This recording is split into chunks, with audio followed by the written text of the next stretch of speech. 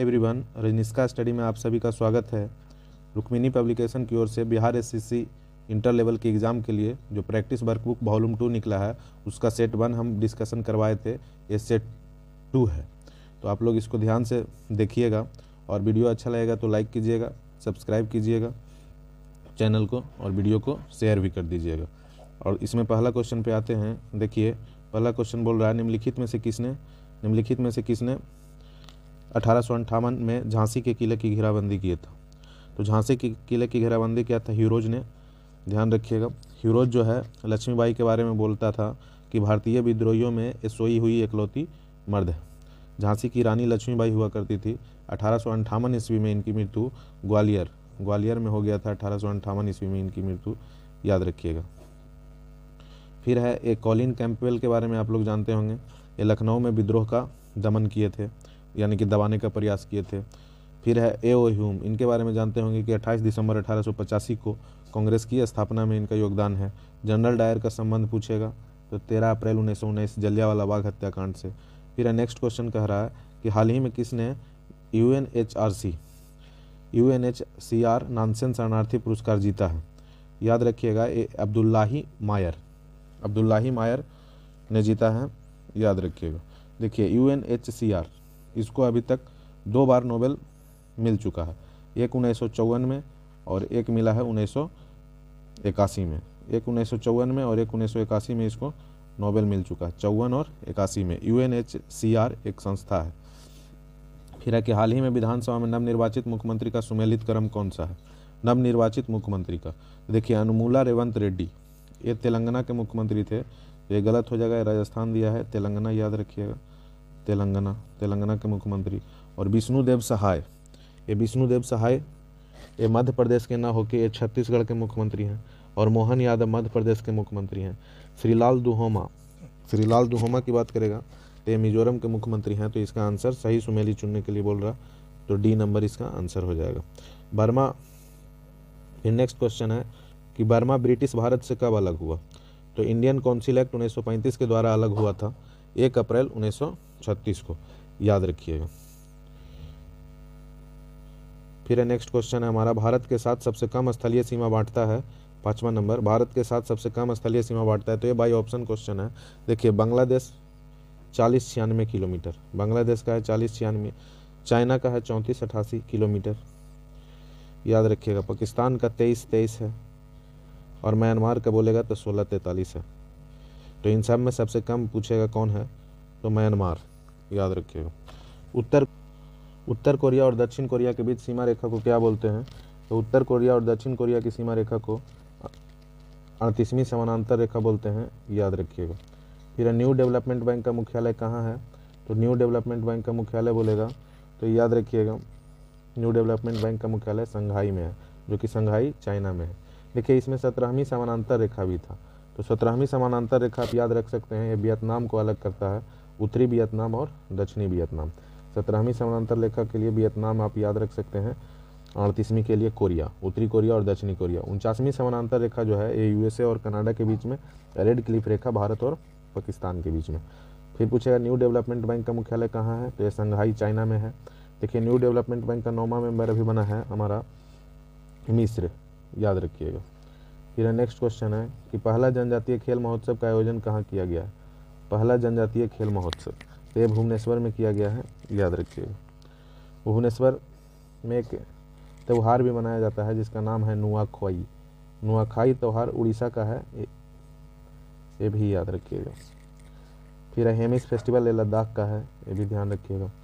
कालिदास सम्मान पुरस्कार कौन सा राज्य सरकार देता है। तो कालिदास सम्मान मध्य प्रदेश गवर्नमेंट के दिया जाता है, याद रखना है कि कालिदास सम्मान मध्य प्रदेश गवर्नमेंट के द्वारा। कालिदास का एक महत्वपूर्ण रचना है जिसका नाम है अभिज्ञान शकुंतलम, इसका भी नाम याद रखिएगा, अभिज्ञान शकुंतलम, ये कालिदास की एक महत्वपूर्ण रचना। फिर नेक्स्ट क्वेश्चन है, करंट अफेयर में हमने करवाया था कि राष्ट्रीय हरित हाइड्रोजन मिशन के कार्यान्वयन के साथ वर्ष 2023 तक भारत में हरित हाइड्रोजन उत्पादन क्षमता कम से कम प्रति वर्ष कितनी तक पहुंचने की संभावना है। तो 5 MMT, याद रखिएगा। फिर मालगुडी डेज के लेखक कौन है। तो मालगुडी डेज के लेखक R.K. नारायण। इनका और भी पुस्तक है जिसका नाम है द गाइड, द गाइड इन्हीं का पुस्तक है, आर के नारायण का।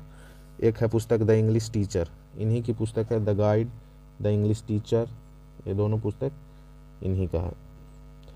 एक हो गया the guide, the English teacher और मालगुडी डेज, याद रखिएगा। फिजी देश की राजधानी कौन सी है? तो फिजी देश की राजधानी जो है ये सूबा, फिजी देश की राजधानी सूबा, याद रखिएगा। ये पोर्ट लुइस जो राजधानी है ये मॉरिशस का है, मॉरिशस की राजधानी पोर्ट लुइस। पराम रिबो जो राजधानी है ये सूरीनाम का है, तो सूरीनाम की राजधानी याद रखिएगा पराम रिबो। फिर है दिनार किस देश की मुद्रा?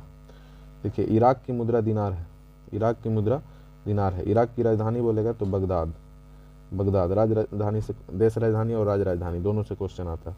ईरान का मुद्रा बोलेगा तो तेहरान, और इसका करेंसी बोलेगा, ईरान की राजधानी तेहरान और करेंसी बोलेगा तो रियाल। इंडोनेशिया का तो कई बार बताए हैं, नूसंतारा इसका राजधानी हो जाएगा, और रुपया, रुपया इसका करेंसी हो जाएगा इंडोनेशिया का, ये भी याद रखिएगा। फिर आते हैं नेक्स्ट क्वेश्चन 14 नंबर पे कि साइना नेहवाल किस खेल से जुड़ी हुई है? तो साइना नेहवाल याद रखिएगा ये बैडमिंटन से जुड़ी हुई है, साइना नेहवाल बैडमिंटन। फिर दिल्ली के राजपथ का नाम क्या हो गया है? तो दिल्ली के राजपथ का नाम बदल के कर्तव्य पथ हो गया है। फिर है नेक्स्ट क्वेश्चन हमारा 20वें एशियाई खेल 2026 कहाँ आयोजित होने वाले हैं? तो 20वां एशियाई खेल 2026 ये जापान में आयोजित होगा। फिर है मार्स रोवर संचालित करने वाली पहली भारतीय महिला कौन बन गई है? मार्स रोवर, तो मार्स रोवर संचालित करने वाली पहली महिला बनी है अक्षता कृष्णमूर्ति, मार्स रोवर, याद रखिएगा मार्स रोवर। फिर नेक्स्ट क्वेश्चन है कि भारत के 84वें ग्रैंड मास्टर कौन बने हैं? तो ये आर वैशाली बना है, आर वैशाली, याद रखिएगा, यानी कि रमेश बाबू वैशाली, यहाँ कर लीजिएगा वैशाली, मिस प्रिंट है, आर वैशाली, रमेश बाबू वैशाली बना है, याद रखिएगा। इनको अर्जुन अवार्ड भी इस बार मिला है, ये भी ध्यान में रखिएगा। फिर 83वें ग्रैंड मास्टर कौन थे?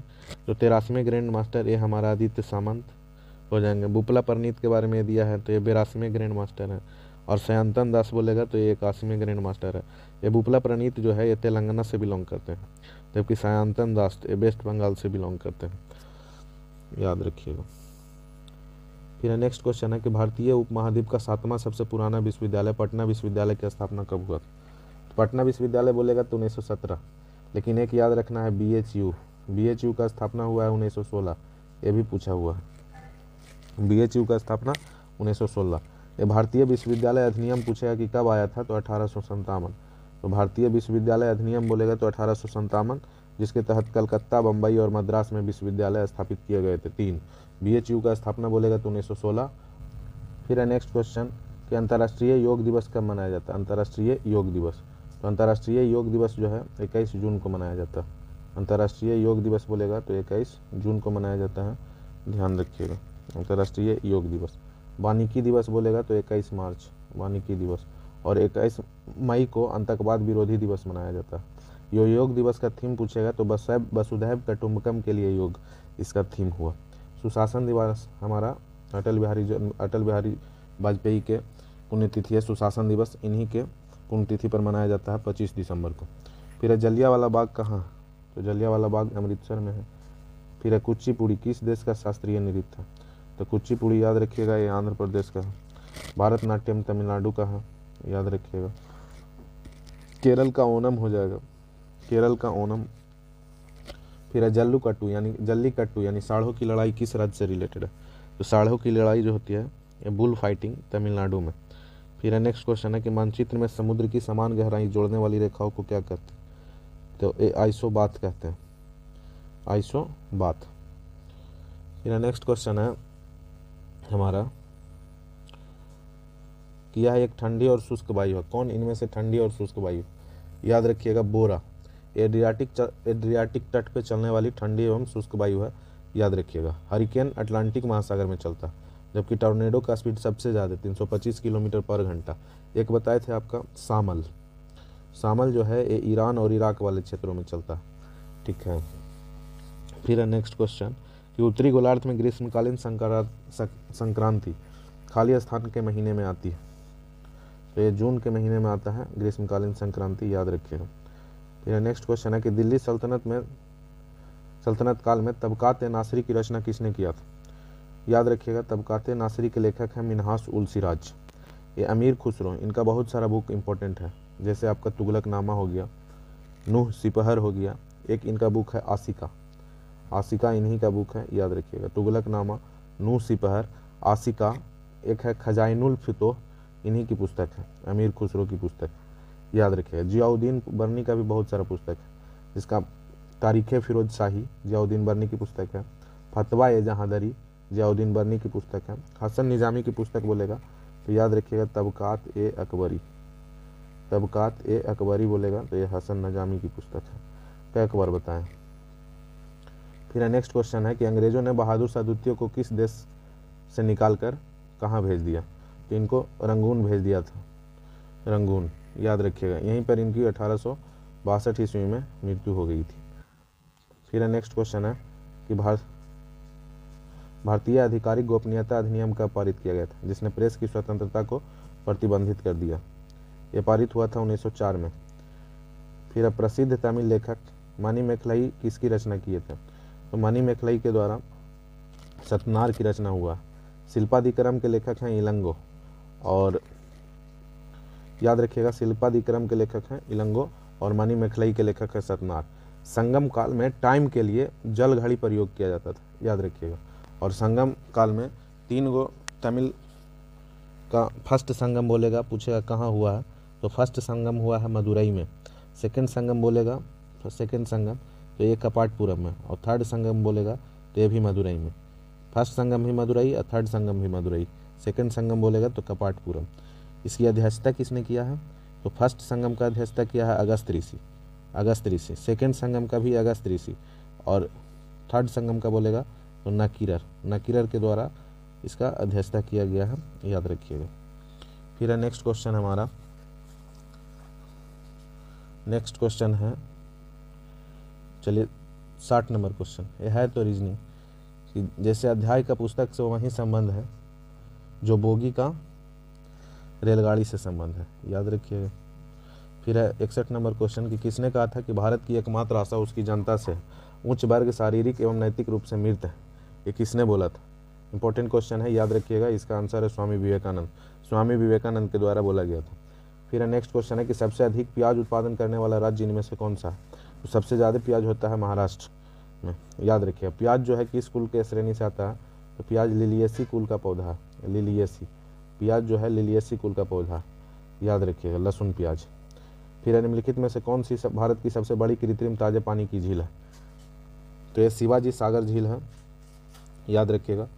सबसे बड़ी कृत्रिम बोला है तो ताजे पानी की झील शिवाजी सागर झील, याद रखिएगा। लोनार झील भी बोलेगा तो महाराष्ट्र में उल्का निर्मित झील है। एक है लोकटक झील, मीठे पानी की सबसे मीठे पानी की झील है लोकटक झील, तैरती हुई झील है, मणिपुर, एक बार पूछा है, याद रखिएगा। फिर नेक्स्ट क्वेश्चन है कि प्रथम लोकसभा के स्पीकर कौन थे? प्रथम लोकसभा का स्पीकर जीवी मावलंकर। लोकसभा स्पीकर से क्वेश्चन आता है कि कौन से 2 लोकसभा के स्पीकर हैं जिनकी मृत्यु पद पर रहते हुआ है? एक है जीवी मावलंकर और एक है एमजी बाल योगी, एमजी बाल योगी, जीवी मावलंकर एवं एमजी बाल योगी, याद रखिएगा। ये दोनों का मृत्यु पद पर रहते हुए हुआ। अभी 17वीं लोकसभा चल रहा है, इसकी अध्यक्षता करते हैं ओम बिरला, ये भी ध्यान में रखना। ओम बिरला 17वीं लोकसभा के अध्यक्षता करते हैं। फिर निम्नलिखित में से किस राज्य में विधानमंडल का ऊपरी सदन यानी कि विधान परिषद नहीं है? विधान परिषद नहीं है, तो पश्चिम बंगाल में विधान परिषद नहीं है। अभी 6 राज्यों में विधान परिषद है, 6 राज्यों में विधान परिषद है। फिर नेक्स्ट क्वेश्चन हमारा, बिहार में लोकसभा की 40 सीटें हैं, राज्यसभा की कितनी सीटें? तो बिहार में राज्यसभा की सीटें बोलेगा तो 16 हो जाएगा। यूपी में बोलेगा लोकसभा का सीट तो 80 हो जाएगा। बिहार यूपी में लोकसभा का सीट की संख्या 80। बिहार में विधानसभा का सीट बोलेगा तो बिहार में विधानसभा का सीट बोलेगा तो 243, विधानसभा का 243, और विधान परिषद का बोलेगा तो ये 75 सीट है, याद रखिएगा 75। फिर नेक्स्ट क्वेश्चन है कि भारतीय संविधान में राष्ट्रपति चुनाव पद्धति का स्रोत किस देश का संविधान है? तो ये आयरलैंड का है, याद रखिएगा, आयरलैंड से लिया गया है। फिर शिमला समझौते पर हस्ताक्षर किए गए थे, तो शिमला समझौते पर हस्ताक्षर जो किया गया था ये भारत और पाकिस्तान के बीच में। भारत की तरफ से प्रधानमंत्री थी इंदिरा गांधी और पाकिस्तान की तरफ से था जुल्फिकार अली भुट्टो प्रधानमंत्री। और 2 जुलाई 1972 को शिमला समझौता हुआ है, ये भी ध्यान में रखना, 2 जुलाई 1972। फिर नेक्स्ट क्वेश्चन है कि चीन साम्यवादी गणतंत्र का प्रथम अध्यक्ष कौन था? तो ये माओ त्से तुंग था, याद रखिएगा, माओ त्से तुंग। फिर कंबोडिया की राजधानी है नेक्स्ट क्वेश्चन, तो ये नोम पेन कंबोडिया की राजधानी हुआ। फिर नेक्स्ट क्वेश्चन है कि खासी भाषा किसमें सम्मिलित है? तो खासी भाषा ये ऑस्ट्रो एशियाटिक उपकुल की मोन खमेर शाखा से रिलेटेड है, ध्यान रखिएगा। फिर नेक्स्ट क्वेश्चन है कि त्रिस्तरीय पंचायती राज व्यवस्था 73वें संविधान संशोधन अधिनियम 1992 द्वारा उस राज्य के लिए प्रस्तावित किया गया जिनकी जनसंख्या निम्न में से कम नहीं थी, 20 लाख से जनसंख्या कम नहीं थी, उसके लिए ये प्रस्तावित किया गया। देखिए त्रिस्तरीय 73वां जो संविधान संशोधन आया था ये पंचायती राज से रिलेटेड है, ध्यान रखिएगा। फिर नेक्स्ट क्वेश्चन है कि पंचायती राज संस्थाओं में महिलाओं के लिए आरक्षित स्थानों के संदर्भ में निम्नलिखित कथन पर विचार कीजिए। इसका प्रावधान संविधान के 243D में किया गया है। हाँ, तो आरक्षण का प्रावधान जो है 243D में ही है, ये सही है। यह आरक्षण अनुच्छेद 334 में बिन निर्दिष्ट अवधि की समाप्ति पर प्रभावी नहीं रहेगा। देखिए आरक्षण जो है ये 334 में नहीं दिया गया, ये आर्टिकल 336 बताता है कि लोकसभा या विधानसभा में SC/ST का आरक्षण से रिलेटेड है आर्टिकल 334, याद रखिएगा। तो इसका आंसर केवल एक होगा। फिर नेक्स्ट क्वेश्चन है कि बिहार में चल रहे प्रमुख सामाजिक कल्याण योजनाओं में दिए गए राशि को सही सुमेलित कीजिए। देखिए सही कौन सुमेलित है, यानी कि सही सुमेलित कीजिए। देखिए बिहार शताब्दी कुष्ठ योजना, इसका जो राशि है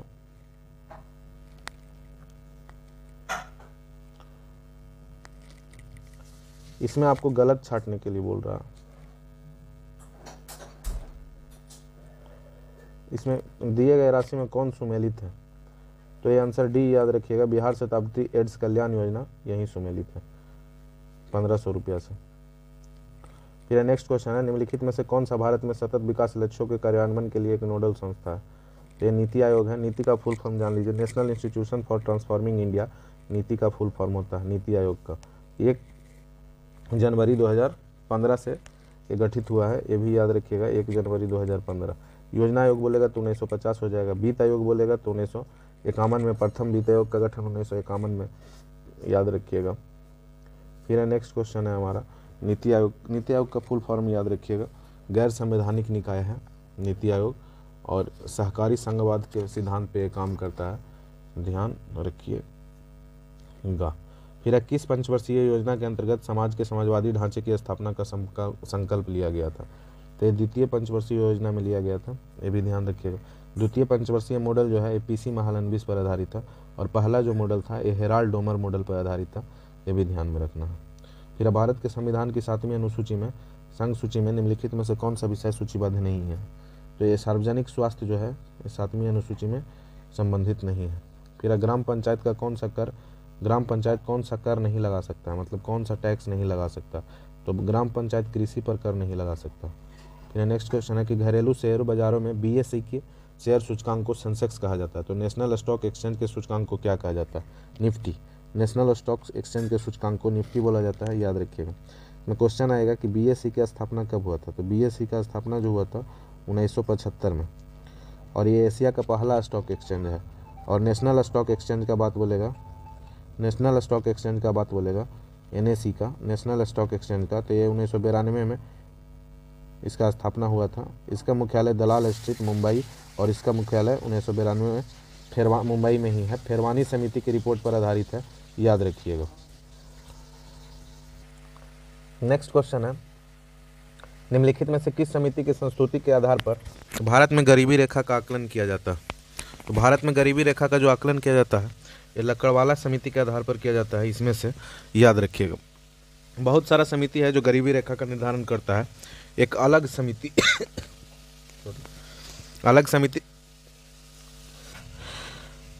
एक है रंगराजन समिति, ये 2012 में आया था, ये भी गरीबी रेखा का आकलन करती है, ये भी याद रखिएगा। फिर नेक्स्ट क्वेश्चन है कि CaCO3 CaO CO2 उपरोक्त अभिक्रिया को साम्यावस्था पर बंद पात्र में करवाने पर CaCO3 को डालने पर CO2 की साम्य सांद्रता पर क्या परिवर्तन आएगा? तो कोई परिवर्तन नहीं आएगा, इसको भी ध्यान में रखिएगा। फिर किसी उत्तल लेंस के द्वारा दर्शाए गए आपतित प्रकार की किरण के लिए निम्नारोखों में से कौन सा सही है? तो ये याद रखिएगा, इसमें जो चित्र ये है कि मुख अक्ष के समानांतर चला जाएगा, ये चित्र है फिगर है, यहीं सही है, याद रखिएगा।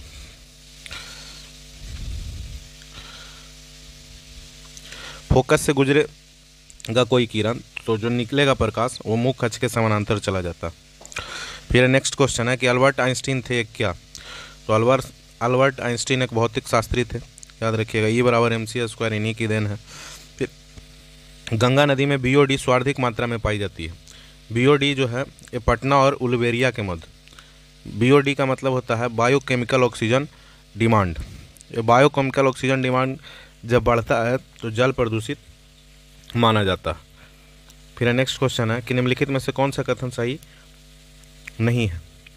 देखिए, ओ रुधिर वर्ग वाले व्यक्ति के रुधिर में प्रति A होता है और प्रति B प्रतिरक्षी होते हैं, ये सही है। B रुधिर वर्ग वाला व्यक्ति में A रुधिर वर्ग वाले व्यक्ति को रुधिर नहीं दे सकता, ये भी सही है। फिर रुधिर वर्ग का निर्धारण व्यक्ति के रुधिर में विद्यमान प्रतिरक्षियों के आधार पर किया जाता है, ये गलत है। AB रुधिर वर्ग वाला व्यक्ति सर्वदाता होता है, ये गलत है। सर्वदाता नहीं लिखा, सर्वअदाता होता है, तो ये सही हो जाएगा। ओ सर्वदाता होता है, याद रखिएगा। फिर नेक्स्ट क्वेश्चन है 101 नंबर कि प्रकाश छोटे छोटे कणों से मिलकर बना हो, जिन्हें क्या कहते हैं? तो प्रकाश जो छोटे छोटे पार्टिकल से बना होता है उसको कणिका बोलते हैं। फिर टॉर्च, सर्च लाइट तथा वाहनों की हेडलाइट में बल्ब कहाँ लगा होता? तो बल्ब कहाँ लगा होता? तो प्रवर्तक के फोकस के अत्यधिक निकट। सेकेंड ऑप्शन इसका सही आंसर है। फिर ग्लिसरॉल का IUPAC नाम क्या है? तो ग्लिसरॉल का IUPAC नाम 1,2,3 ट्राइऑल है, ये भी याद रखिएगा। फिर प्रत्येक ALU एक समय में कितने बिट्स डाटा को डिकोड करती है? तो ये 32 बिट डाटा को डिकोड करती है, ये भी ध्यान में रखिएगा। फिर डॉपलर प्रभाव, देखिए क्रिश्चियन डॉपलर के द्वारा दिया गया था, किस वर्ष में की गया था? तो याद रखिएगा ये 1842 ईस्वी में। फिर नेक्स्ट क्वेश्चन है 121 नंबर क्वेश्चन कहता है कि DNA संश्लेषण तथा स्टोन कोशाचक्र की किस अवस्था में बनते हैं? तो इस स्टेज में बनता है, याद रखिएगा। फिर सही कथन की पहचान कीजिए। 122 नंबर क्वेश्चन, सही कथन की पहचान कीजिए। देखिए, इसमें विशेष प्रतिरोध सभी सुचालकों के लिए समान होता है, ये गलत है। तार का प्रतिरोध तार की लंबाई और घनत्व पर निर्भर करता है, ये भी गलत है। तार का प्रतिरोध तार की लंबाई अनुप्रस्थ काट पर निर्भर करता है, ये भी सही, ये सही है, याद रखिएगा। फिर नेक्स्ट क्वेश्चन है कि निम्नलिखित गैस और उसके सूत्र का मिलान करें। मीथेन का तो CH4 होता है, सब लोग जानते हैं कि मीथेन का CH4, तो A का बन हो जाएगा। फिर एथेन का बोलेगा तो C2H6 हो जाता है, और प्रोपेन का बोलेगा तो C3H8, और ब्यूटेन का बोलेगा तो C4H10, याद रखिएगा।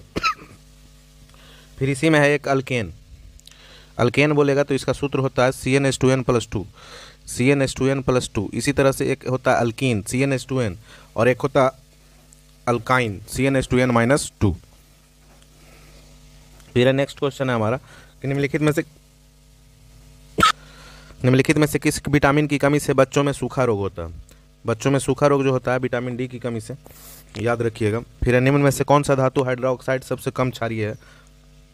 देखिए, फर्स्ट एलिमेंट और सेकंड एलिमेंट, पहला ग्रुप और सेकंड ग्रुप, ये दोनों वाला क्षारीय धातु होता है। तो इसमें से बोलेगा तो MgOH सबसे कम क्षारीय, बाई ऑप्शन। फिर नेक्स्ट क्वेश्चन है कि निम्नलिखित तत्वों का कौन सा समूह धात्विक गुणों को बढ़ाते हुए दिखाता है? तो बेरिलियम, मैग्नीशियम और कैल्शियम, ये धात्विक गुण बढ़ता हुआ दिखाता है, याद रखिएगा। फिर नेक्स्ट क्वेश्चन है कि निम्नलिखित में से कौन सा कथन गलत है? इसमें और बहुत सारा क्वेश्चन हो सकता है, जैसे आवर्त में लेफ्ट टू राइट जाएंगे तो आयनाइजेशन पोटेंशियल जो है वो इंक्रीज होगा, विद्युत ऋणात्मकता भी इंक्रीज होता है, परमाणु का त्रिज्या केवल घटता है। वही बारीक में ऊपर से नीचे आएंगे तो परमाणु का त्रिज्या बढ़ेगा, याद रखिएगा। फिर नेक्स्ट क्वेश्चन है कि निम्नलिखित में से कौन सा कथन गलत है? तो ये ऑप्शन D, याद रखिएगा। एक कैश मेमोरी डाटा को अस्थायी रूप से उपयोग करने के लिए संग्रह करता है, ये चीज़ जो है गलत है, याद रखिएगा। फिर अब पहला मानव निर्मित संश्लेषित रेशा कौन सा है? तो ये नायलॉन हो जाएगा, पहला मानव निर्मित संश्लेषित रेशा है। मुक्त पतन का उदाहरण इनमें से कौन सा है? तो एक समान त्वरण वाली गति मुक्त पतन का मुक्त पिंड की भांति ये बिहेव करती है, ये भी ध्यान में रखिएगा। फिर नेक्स्ट क्वेश्चन हमारा कि प्रोटोजोआ किस रोग के रोग कारक होते हैं? तो ये मलेरिया हो जाएगा इसका आंसर, मलेरिया के प्रोटोजोआ जो है किस रोग के रोग कारक होते हैं? तो मलेरिया के। रोनाल्ड रॉस जिसका खोज करता है मलेरिया के परजीवी का। निम्नलिखित में से किस परिस्थितक का उपयोग आजकल नहीं होता? तो कार्बन डाइऑक्साइड का प्रयोग नहीं होता, बाकी अमोनिया का, सल्फर डाइऑक्साइड का और फ्रियोन 12 अभी व्यापक स्तर पर इसका प्रयोग होता। फिर किन भूकंपीय तरंगों में अनुप्रस्थ विस्थापन शामिल होता? इस तरंग में शामिल होता, सेकेंडरी वेव उसको बोलते हैं। फिर रक्त में खाली स्थान नामक एक तरल मैट्रिक्स होता है जिसे लाल रक्त कणिकाएं, श्वेत रक्त कणिकाएं और प्लेटलेट्स तैरते हैं, उसका नाम है प्लाज्मा। प्लाज्मा में 90% जल होता, ये भी ध्यान में रखिएगा। फिर नेक्स्ट क्वेश्चन है कि इंद्रधनुष एक प्राकृतिक पराघटना है जो खाली स्थान को दर्शाती है, तो प्रकाश के वर्ण विक्षेपण को दर्शाता है, याद रखिएगा। 2 प्रकार का होता है, एक प्राथमिक एक द्वितीयक। प्राथमिक में 2 अपवर्तन 1 परावर्तन, और द्वितीयक में 2 परावर्तन और 2 अपवर्तन होता है, ये भी याद रखिएगा। द्वितीयक इंद्रधनुष में भीतरी सतह पर लाल रंग और ऊपरी सतह पर बैगनी रंग, लेकिन प्राथमिक इंद्रधनुष में ऊपरी सतह पर लाल रंग और भीतरी सतह पर बैगनी रंग। फिर शरीर की भंगिका और संतुलन का नियंत्रण केंद्र कौन होता है? तो ये अनुमस्तिष्क होता है, यानी कि सेरेबेलम। सेरेबेलम याद रखिएगा। सेट कैसा लगा आप लोग ज़रूर बताइएगा कमेंट करके, कमेंट जरूर कीजिएगा, चैनल को सब्सक्राइब कीजिएगा। बाकी थैंक यू वेरी मच, आप लोग अपना ख्याल रखें।